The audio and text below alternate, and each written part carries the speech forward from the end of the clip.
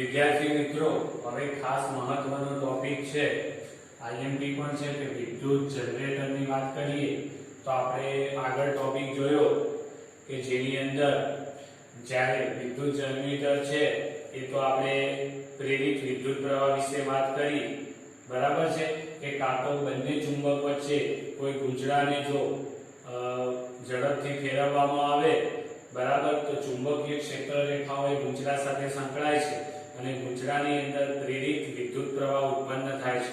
પણ એ પ્રેરિત વિદ્યુત પ્રવાહનું મૂલ્ય બહુ ઓછું હોય છે, પણ એ વિદ્યુત પ્રવાહને જો વધારે પ્રમાણમાં મેળવવો હોય, બરાબર છે, તો એ ચુંબકોની વચ્ચે વધારે મોટું ગુંચડું જો ફેરવવામાં આવે તો તમને વધારે મૂલ્યનો વિદ્યુત પ્રવાહ મળે છે.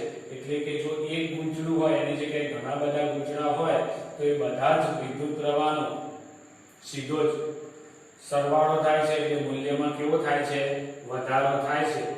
તો સામાન્ય રીતે એના માટે આપણે વાત કરી છે, એટલે કે વિદ્યુત જનરેટર છે કે જે યાંત્રિક ઉર્જાનું વિદ્યુત ઉર્જામાં રૂપાંતર કરતું એક સાધન છે, બરાબર છે.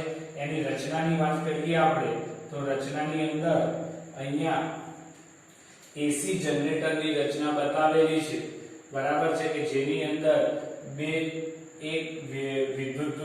ચુંબકીય ધ્રુવો આવેલા છે, N અને S છે, જેની વચ્ચે ABCD એક વાહક તારનું ગૂંચળું મૂકેલું છે.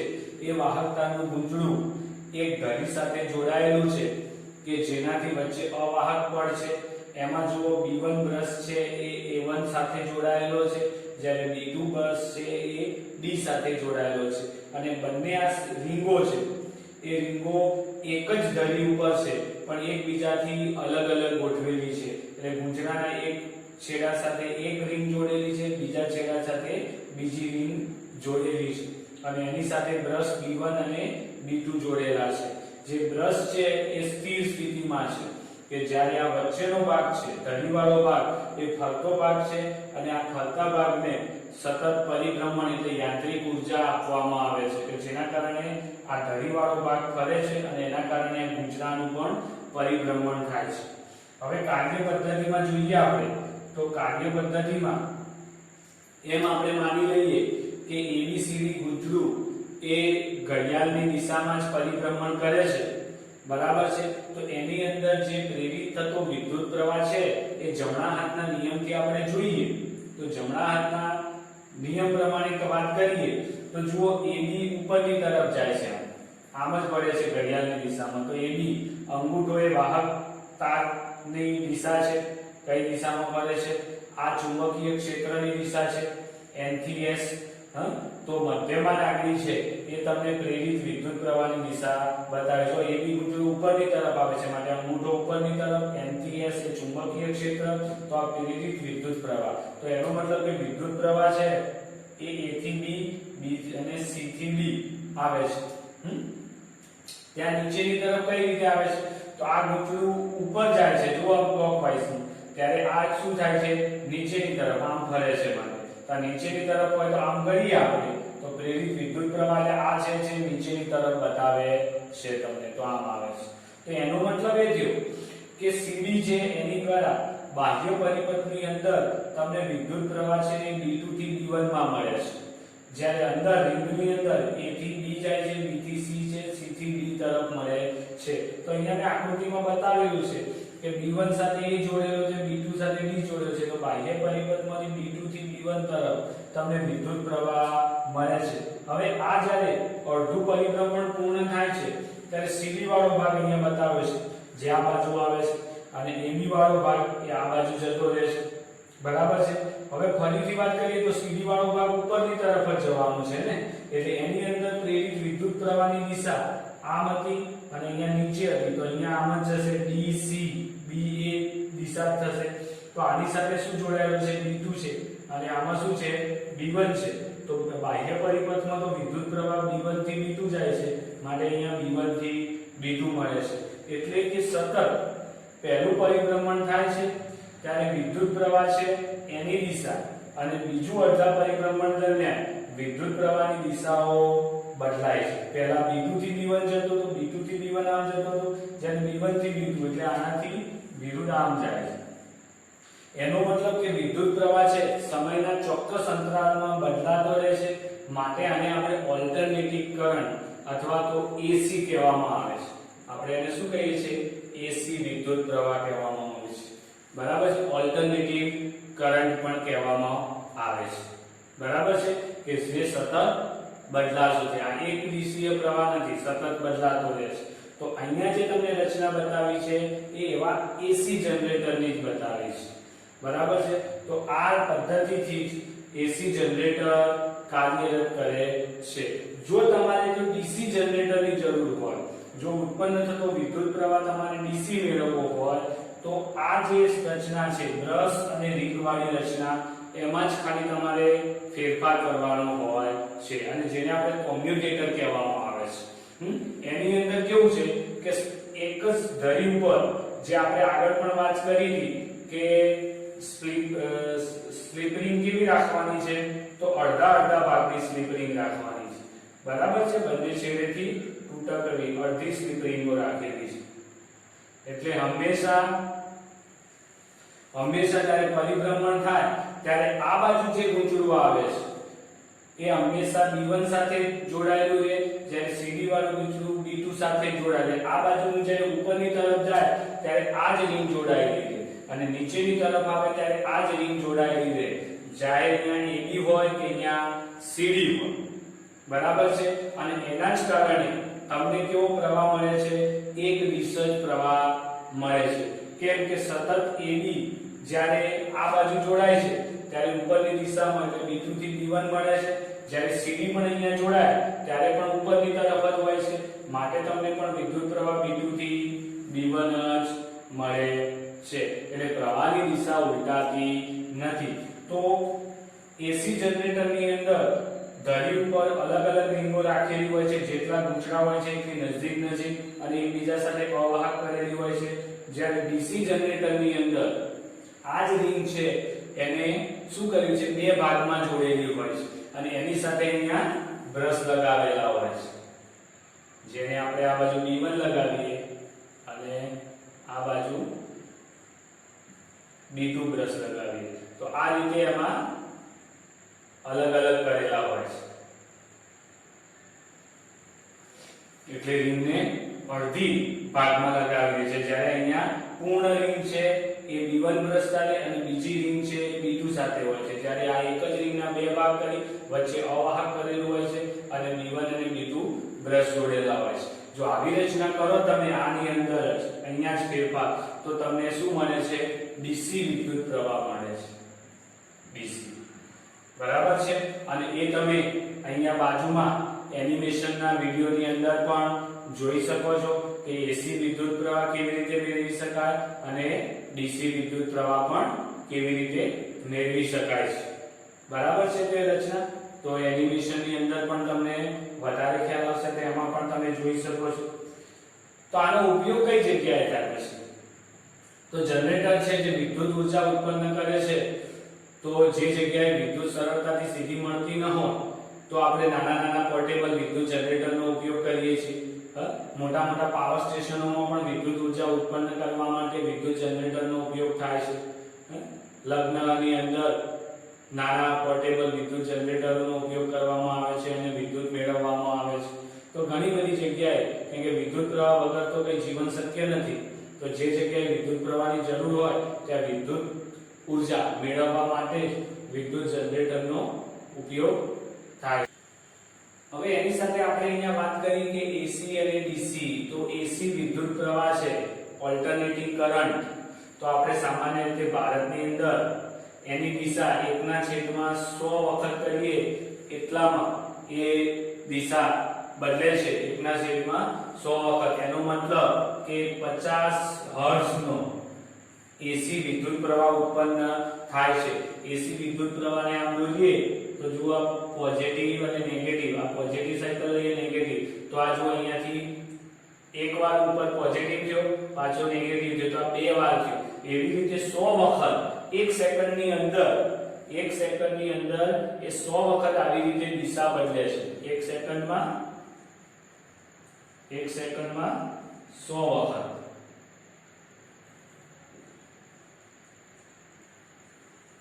દિશા બદલાય અને માટે એની ફ્રીક્વન્સી પણ કેટલી થાય છે, જેને આવૃત્તિ કહે છે 50 હર્ટ્ઝ છે. તો એ વિદ્યુત પ્રવાહને ઓલ્ટરનેટિંગ કરંટ કહે છે. બીજો છે ડીસી, એક દિશા પ્રવાહ. તો ડીસી છે એને તમે જુઓ, અહીંયા વોલ્ટેજ લેવાના છે અને આ છે સમય માટેનું છે. વોલ્ટેજ એટલે વિદ્યુત સ્થિતિ માટેની વાત છે. તો આ V છે અને અહીંયા સમય માટે આપણે શું લઈ શકીએ, t લખીએ. તો એક દિશ પ્રવાહ હોય તે સતત એક જ દિશામાં આ રીતે વહે છે, પોઝિટિવ હોય, બરાબર છે. તો હવે એસી અને ડીસી વિદ્યુત પ્રવાહ છે તો તમે બંને રીતે એનો જનરેટર દ્વારા ઉત્પન્ન કરી શકો છો. તો એસી વિદ્યુત પ્રવાહ છે એનું તમે લાંબા દૂરી સુધી જો એનું સ્થાનાંતર કરવું હોય, મોકલવું હોય તો એ ઓછું ખર્ચાળ છે. જ્યારે ડીસી વિદ્યુત પ્રવાહનું સ્થાનાંતર કરવું એટલે એને દૂર સુધી મોકલવું એ વધારે ખર્ચાળ છે. માટે સામાન્ય રીતે આપણા જનરેટરો દ્વારા જે પાવર મથક છે ત્યાં પણ આપણે શું કરીએ છીએ, એસી વિદ્યુત પ્રવાહ જ ઉત્પન્ન કરીએ છીએ, કેમ કે એનું સ્થાનાંતર કરવું સરળ છે, ઓછા ખર્ચે જાય છે. જ્યારે ડીસી છે એ આપણને મોંઘો પડે છે. પણ એસી વિદ્યુત પ્રવાહને તમે ભેગો સંગ્રહિત કરી શકતા નથી. એ કરવા માટે તમારે એને ડીસી માં રૂપાંતરિત કરવો પડે છે. કેમ કે બેટરીઓની અંદર જે આપણે બેટરી જોઈએ છે, વાહનોની અંદર હોય છે બેટરી, બરાબર. તો એ ડીસી ની અંદર જ વિદ્યુત પ્રવાહનું સ્ટોર કરે છે. માટે એ વખતે એને રૂપાંતરિત કરી એસી માંથી ડીસી કરવો પડે છે, તો જ એને આપણે સંગ્રહિત કરી શકીએ છીએ.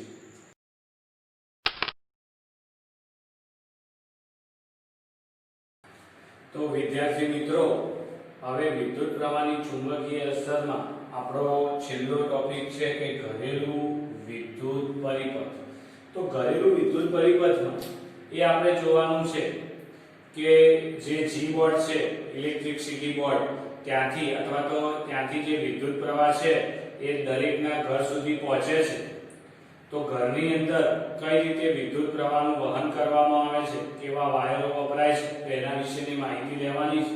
તો આપણને ખબર છે કે આપણા ઘરોનો વિદ્યુત પાવર છે એ તમે જોયું હોય તો થાંભલાઓ હોય છે, થાંભલાઓ ઉપર જાડા તાર છે, એ તાર દ્વારા વિદ્યુત પ્રવાહ છે એ આપણા ઘર સુધી પહોંચાડવામાં આવે છે. અથવા તો અત્યારે શહેરોની અંદર એ થાંભલાઓને બધું નીકળી દીધું છે અને એની જગ્યાએ જમીનની અંદર કેબલો નખેલા છે, વાયરો નખેલા છે. એટલે ભૂમિગત કેબલ અથવા તો ઓવરહેડ થાંભલાઓ છે એના દ્વારા વિદ્યુત પાવર છે આપણા ઘર સુધી પહોંચે છે. આપણા ઘર સુધી પહોંચતો જે વિદ્યુત પ્રવાહ છે એની અંદર જે વાયરો વપરાય છે, વાયરો કયા કયા હોય છે? તો એની અંદર બે જ વાયરો હોય છે, ફેઝ અને ન્યુટ્રલ. ત્રીજો વાયરો હોતો નથી. તો ફેઝ P છે એને માટે એને ફેઝ વાયર કહેવામાં આવે છે, કે જેને લાઈવ અથવા જીવંત વાયર કહે છે, કે જેની અંદર વિદ્યુત પ્રવાહનું વહન થતું હોય છે. બીજો છે ન્યુટ્રલ વાયર છે, કે જે પરિપથમાંથી અથવા સાધનોમાંથી પાછો વિદ્યુત પ્રવાહને વહન કરે છે. તો જેને ન્યુટ્રલ વાયર કહેવામાં આવે છે, માટે એને N થી દર્શાવો. તો આ બે જ વાયરો હોય છે. ફેઝ વાયર છે, લાઈવ વાયર છે, એટલે પોઝિટિવ વાયર પણ કહીએ છીએ અને આને આપણે નેગેટિવ કહીએ છીએ, કે પેલો પોઝિટિવ છે, આ નેગેટિવ છે. ફેઝ વાયર છે હંમેશા લાલ રંગનો રાખવામાં આવે છે. એનું કલર કોડ પહેલેથી ફિક્સ છે, કે જેના કારણે તમે એને ઝડપથી ઓળખી શકો. માટે પોઝિટિવ કે જે ફેઝ વાયર અથવા તો લાઈવ જીવંત વાયર છે તે લાલ રંગનો હોય છે, ન્યુટ્રલ વાયર એ કાળો રંગનો હોય છે, બરાબર છે. જ્યારે અહીંયા મેં ત્રીજા વાયરની વાત કરી છે. ત્રીજો વાયર છે એ તમારો વિદ્યુત પ્રવાહ જ્યારે ઘરોની અંદર હોય છે ત્યારે જે વાયર વપરાય છે. વિદ્યુત પ્રવાહ જ્યારે ઇલેક્ટ્રિસિટી બોર્ડમાંથી આવે છે ત્યારે બે જ વાયરો હોય છે, અર્થિંગ વાયર હોતો નથી. અર્થિંગ વાયર છે જેને E થી દર્શાવવામાં છે, જે લીલા રંગનો હોય છે. તો અહીંયા જો અમે પરિપથ પણ દર્શાવેલો છે એનાનો, કે જેમાં જો ફેઝ અને ન્યુટ્રલ છે, પોઝિટિવ નેગેટિવ, લાઈવ વાયર અને ન્યુટ્રલ વાયર, કે જે ક્યાંથી આવે છે, વિદ્યુત પ્રવાહનું વહન કરે છે. જી બોર્ડ દ્વારા જે વિદ્યુત પ્રવાહ આવે છે ઇલેક્ટ્રિસિટી બોર્ડ દ્વારા, અને વિદ્યુત બોર્ડનો પહેલો અહીંયા એક ફ્યુઝ વાળી રચના હોય છે. ત્યાંથી પછી સીધો ક્યાં આવે છે, તો આપણું મીટર છે. ઘરોની અંદર જે મીટર હોય છે જેને એનર્જી મીટર કહેવામાં આવે છે, તો એનર્જી મીટરની અંદર આવે છે. ત્યાંથી પછી મેઇન સ્વિચમાં આવે છે. અહીંયા આખું ડિસ્ટ્રીબ્યુશન ટેબલ હોય છે અલગ અલગ જેટલા વાયરો નીકળવા હોય એ અહીંથી તમે અલગ અલગ કાઢી શકો છો, બરાબર. આ મેઇન સ્વિચની અંદર જ ફ્યુઝની પણ રચના મૂકેલી હોય છે. જો તમારે ઘરની અંદર અલગ અલગ રૂમના ફ્યુઝ મૂકવા હોય તો એ પણ અહીંથી કરી શકો છો તમે, અને અહીંથી દરેક રૂમમાં અલગ અલગ વાયરોનું વિતરણ પણ કરી શકો છો. અહીંયા મેં બે પ્લગ વાળી રચના બતાવી છે. તો જો આ ફેઝ વાયર છે તો ફેઝ વાયર આ બંને સાથે જોડેલો છે, જ્યારે ન્યુટ્રલ વાયર જોડેલો છે. જ્યારે ત્રીજો મોટો છે એમાંથી આ જુઓ કયો વાયર કાઢેલો છે, તો અર્થિંગ વાયર કાઢેલો છે. તો પછી ફેઝ અને ન્યુટ્રલ છે કે જે વિદ્યુત પ્રવાહનું વહન કરી અને પાછો વિદ્યુત પ્રવાહ લઈ જાય છે, તો પછી આ અર્થિંગ વાયરની જરૂર શું છે? તો ઘણીવાર કેવું થાય છે કે અર્થિંગ વાયરની જરૂરિયાત વિશે કહીએ આપણે વાત. અર્થિંગ વાયરની જરૂરિયાત શું છે? તો ઘણીવાર આપણા જે વિદ્યુત સાધનો છે ઘરમાં વપરાતા, એમાં ઘણા બધામાં મેટલની બોડી હોય છે, લોખંડની બોડી વાળા હોય છે. હવે કેવી વાત શું થાય કે આ ફેઝ વાયર, જીવંત વાયર છે, એ અંદરથી છૂટો પડી ગયો હોય અને સીધો જો તમારી મેટલની બોડીને અડતો હોય, ધાતુનું જે આવરણ હોય એને, અને જો તમે સીધા એ ટેબલ ફેન હોય કે ફ્રીજની બોડી હોય તો એને જેવો તમે હાથ લગાવો તો એ વિદ્યુત પ્રવાહ તમારા અંદરથી પસાર થશે અને તમને શોક લાગી શકે છે. પણ એવું ન થાય એ માટે અર્થિંગ વાયર હોય છે. તો એ અર્થિંગ વાયર છે દરેક સાધનની જે બોડી છે મેટલની એની સાથે લગાવેલો હોય છે. તો કોઈ સંજોગો વરસાદ અગર કોઈ લાઈવ વાયર છે છૂટો પડી અને જો બોડીને અડતો હોય તો એ બોડી દ્વારા એ વિદ્યુત પ્રવાહ અર્થિંગ વાયરમાં જાય અને અર્થિંગ વાયર દ્વારા એ સીધો જમીનમાં ઉતરી જાય છે. અને તમે અડો તો તમને શોક લાગતો નથી, કેમ કે તમારો જે અવરોધ છે એ જમીનના અવરોધ કરતા વધારે હોય છે. અને સામાન્ય રીતે વિદ્યુત પ્રવાહ છે એ ઓછા અવરોધે વહન થવાનું પસંદ કરે છે, માટે સીધો જમીનની અંદર જતો રહે છે અને તમને શોક લાગતો નથી. માટે જ કહેવામાં આવે છે કે ઘરેલું પરિપથની અંદર અર્થિંગ વાયર હોવો જરૂરી છે. અને જે ધાતુના જે ઘરગથ્થુ આપણે ઉપકરણો વાપરીએ છીએ કે જે ધાતુના હોય છે તો એની અંદર અર્થિંગ કરવું અથવા અર્થિંગ વાયર વાપરવો ખાસ જરૂરી છે. માટે તો 3 પિન વાળી છે, જુઓ 3 પિનો વાળી, 2 પિન વાળી પણ આવે છે, એની જગ્યાએ તમે 3 પિનમાં બી 3 પિન હોય તો એક અર્થિંગ વાયર અંદરથી તમને મળી શકે છે. એના પછી છે કે ઘરોની અંદર જે પણ આપણે વિદ્યુત પ્રવાહનું વહન કર્યું તો ઘરની અંદર બે પ્રકારના સામાન્ય રીતે પરિપથ હોય, કે ઉપકરણો પણ આપણા ત્યાં એવા હોય છે. ઘણા છે કે વધારે વોલ્ટેજ ઉપર આપણે એમ કહીએ કે ચલાવવા પડે છે, એને પાવરની વધારે જરૂર છે, અને ઘણા ઓછા પાવર ઉપર ચાલતા હોય છે. તો એટલા માટે 5 એમ્પિયરની લાઈન હોય ને 15 એમ્પિયરની લાઈન કહી શકાય તમને. તો 5 એમ્પિયર ઉપર તો આપણો સામાન્ય પ્લગ છે, જેમાં મોબાઈલ ચાર્જિંગ કરવા, ટીવી છે, ઇસ્ત્રી છે, બલ્બ છે, પંખા છે, ટ્યુબલાઇટ છે, એ બધું 5 એમ્પિયરની લાઈન ઉપર ચાલે છે. પણ આપણા ઘરની અંદર ગીઝર છે, એર કુલર છે, એસી છે, તો તમે જુઓ એના પ્લગ મોટા હોય છે, સ્વિચ પણ મોટી હોય છે, અને તમે વાંચો તો ત્યાં 15 થી 20 એમ્પિયર એવું લખેલું હોય છે. તો એના માટે 15 એમ્પિયરની અલગથી પણ લાઈન એમને લીધેલી હોય છે કે એની વિદ્યુત પાવરની વધારે જરૂરિયાત હોય છે માટેની અંદર. એની સાથે સાથે આવે છે કે ઘરેલું પરિપથમાં ફ્યુઝનું મહત્વ. ફ્યુઝ ખૂબ જ ઉપયોગી સાધન છે કે જે વિદ્યુત પ્રવાહની ઉષ્મીય અસર ઉપર કામ કરે છે. તો અહીંયા આપણે કીધું કે મેઇન સ્વિચની અંદર જો ફ્યુઝ હોય અને ફ્યુઝ આપણા ઘરેલું પરિપથની અંદર સિરીઝમાં લગાડવામાં આવે છે, એવું આપણે આગળના પ્રકરણમાં પણ ભણ્યા છે. તો એ શું કરે છે? તો ઓવરલોડિંગ અને શોર્ટ સર્કિટ આ બંને સામે રક્ષણ આપે છે. હવે ઓવરલોડિંગ શું છે? તો તમે કોઈ એક અહીંયા પ્લગ છે, આ પ્લગની અંદર બીજી પિનો લગાવીને મોબાઈલ ચાર્જિંગ કરો છો, અહીંયા ઇસ્ત્રી લગાવો છો, અને સાથે સાથે તમે ટીવીનો પણ પ્લગ લગાવો છો. કે એક જ પ્લગ હોય ને ઘણું બધું કામ કરવું હોય તો આજુબાજુ બીજા એક્સટેન્શન લગાવીને કામ કરો તો શું થાય?